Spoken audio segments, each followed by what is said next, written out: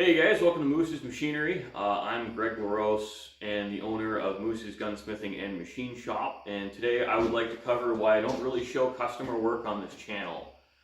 And there's really two reasons. We can get deeper into it obviously, but if you want the Cliff Notes version, it's privacy and YouTube monetization rules.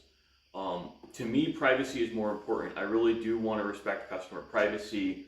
Almost everything I work on here is serialized in some context, and a large percentage of firearm owning demographics really don't want other people seeing their guns. They don't want to be potentially identified. So one of the things I try to do in this channel to respect that privacy is I don't have work orders in view, or if I have my work order books in view, I flip them face down so you can't read the contents. I don't have tags, and I do my best to not show any serial numbers of firearms I do work on. And that's really just like a respect thing. Long term, when the channel grows and I can get some partnerships and monetization through other means, not just potentially ad revenue, I will change my tune. I know there's other YouTube channels that have done that, but I also don't want to get banned. So the YouTube rules are a big part of it, because if I get banned from this channel, it means I can't share anything else. And I think there's a wealth of knowledge out there, but honestly, a lot of the YouTube machinists I've seen, they skip the nitty gritty. Like, this is how we do this setup. This is why this setup works. This is why cosine error is largely irrelevant in this context, this and that. And I really think that that's missing from YouTube, in my opinion. And that's the side of things that I really like to share. And what I've noticed is you can share some really chewy, detailed, technical topics as long as you break it down in a way that's approachable to people. And I always wanted to be a teacher as a kid, but what I realized is I don't do well in that political environment. I'm not. Frankly, I tend to call spades a spade, and I don't really know how to read the room. So I don't think I'd work well in an educational environment for that reason. But, I do find in this environment, I've noticed over the years, customers really appreciate people just getting straight to the point and not trying to spin things.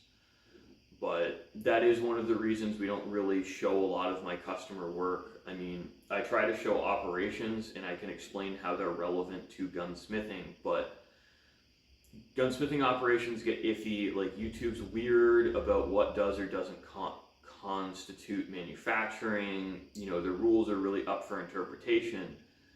And I like the channel, and I like my viewer base enough. I don't want to risk getting banned. So I'm doing my best to operate within their rules. And, we just show a lot of the shop-made tooling stuff, covering specific techniques.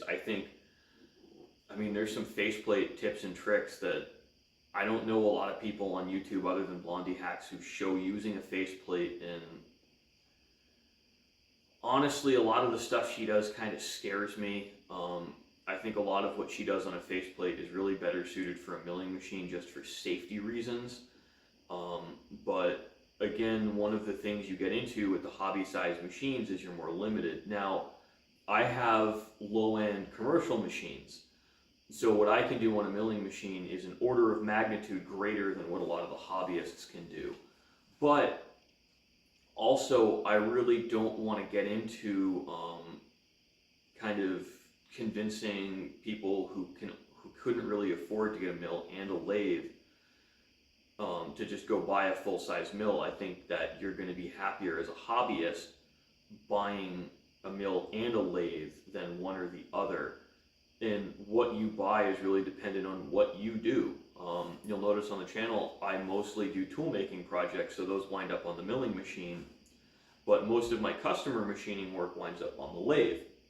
So in this shop, the lathe's more of a money maker, and the milling machine's more a facilitator, where it facilitates my ability to do things on the lathe that I couldn't do otherwise. So we are getting away from the point of the video, which is why I don't show customer work, and that really is because of YouTube rules and respect for privacy of my customers. Now, I do have a couple of small jobs coming up for people who want to see their stuff put on YouTube, and we can do some explanations of that. If I get written permission from the firearm owners, what we can do is discuss some silver soldering and some refinishing tips, but that's kind of away from real machine work. That is really just bread and butter gunsmithing. And honestly, the gunsmithing stuff, like, it has a wider audience in a way, but it also doesn't. I think you really limit yourself to who you can share the channel to. And I think machining, there's a big crossover between the gunsmithing and the machining guys, people who have interest in it. And another reason, and this is one of actually the core reasons I was convinced to start this channel, is it inspires consumer confidence, as one of my friends put it, where I've had a much easier time convincing people to let me do high dollar things here once they've seen my channel. I link it through my website, I link the channel to my website. So it's kind of this synergistic effect of making this business just a little bit easier to run, because I also have a way for my customers to self-educate. And I get fewer people coming in here with the attitude of, well, I want to know you're confident before I let you work on my stuff. And I will tell you, doing business with someone like that's very difficult. I tend to just blow them off. In the year and a half I've been in business in this location, I've been able to convert one of those people to customers. And this is just my business advice to people. If someone comes in questioning your competence, they're never going to want to pay you. And, or they don't know if they actually want the work done and are trying to build in an excuse on why they don't get it done, that doesn't hurt their ego. So really, in those contexts, I just move on, move to the customers that are like, I want this, how much does it cost, how long will it take? And a lot of people are price shopping. That's really frustrating because, and this is the other thing too, is people don't realize how complex a lot of these jobs actually are on the surface. And once you even see, like, putting a hole in the right place can be a pretty complicated and tricky job. So, and I'm talking a drilled hole, I'm not talking like a bored or a reamed hole. So people don't really understand what they're asking you to do, and because there's some guy on the internet who only works on 2 or 3 models of guns and only does 2 or 3 services per firearm, so the guy's doing 6 to 9 services, and that's all he does all day long, he can compete on on a way lower price, because the job that might take me 2 or 3 hours, he's doing in half an hour. Especially a lot of those really specialist businesses, those are machine shops that branched out. They're only doing 2 or 3 firearms because they picked that in their area. These are the most common firearms we see. We know we can charge our shop rate, and that's all they're going to do. They're just going to pick 2 or 3 guns, do them very fast, very cheap. And that's what works for them. Now, I'm a more generalist shop where I don't really specialize in anything.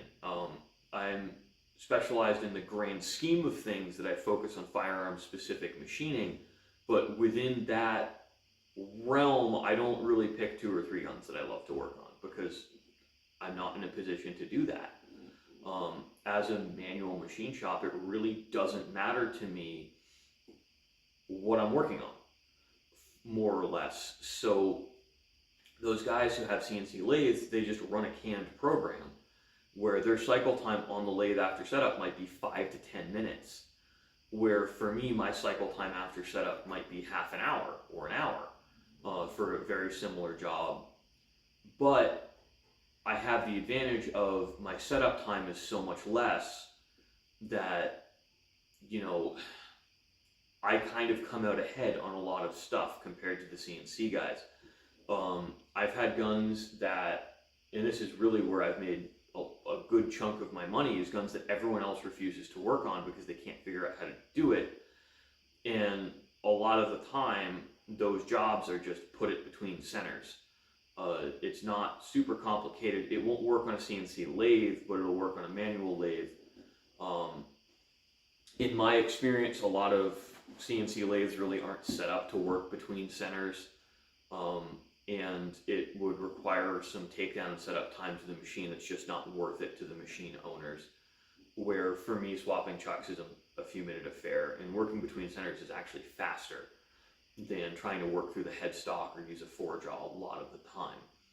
So it's a trade-off, and it's just running the business in such a way where I don't offend my existing customer base to grow the YouTube channel is a big part of it, because I don't make money off the channel. The channel is, in my opinion, what's called a loss leader, where it costs time and money to run the channel in the hopes that it brings in more business. And so far it has. And, that's just kind of the approach I'm taking to it. So I'm not going to go pour tons of money into better camera or editing equipment. It's why, if you've noticed and you follow the channel, I stopped editing videos and I just do one take, one shot videos. They're just from a streamlined perspective, they're just so much easier for me to do. They only take me, an hour to shoot a 20-minute video instead of 3 to 4 hours, and they're less irritating, because I don't like video editing that much. I don't think it's fun. I think it's boring and frustrating. So, I've kind of changed my strategy on the channel in such a way where I'm having more fun doing it, and I'm able to produce more content. And I think the trend I've noticed on YouTube too is your audio is what really matters, and my audio quality won't change that much between edited and unedited videos, because I'm using the same microphone, which is integrated into my camera. And if this channel does blow up and we get 10,000 subscribers, absolutely I'm going to change directions on it. We'll take it more seriously, because at that point this channel will have become a source of revenue instead of a loss leader. And there's really the potential with this channel that it winds up out earning my shop, which would be really awesome. But I don't know if that's ever going to happen. If it does, I'd actually really like doing that, because it means that I can pick and choose my projects and only do stuff that's fun. And, that would be an awesome way to live, but I don't know if that's ever going to happen. I think, for better or worse, running a business like this, you've got to take the work that makes you money, not the work that you want to do. And for now, the work that makes me money is not considered acceptable under YouTube terms of service for me to take videos of. So, and that's why I don't cover customer work as much as I could, really. Just, YouTube mostly. But I think it's interesting. I've had a lot of comments asking this question, so I did want to take the time to address it and kind of share with the class, so to speak. So, thanks for watching, guys. I hope you enjoyed.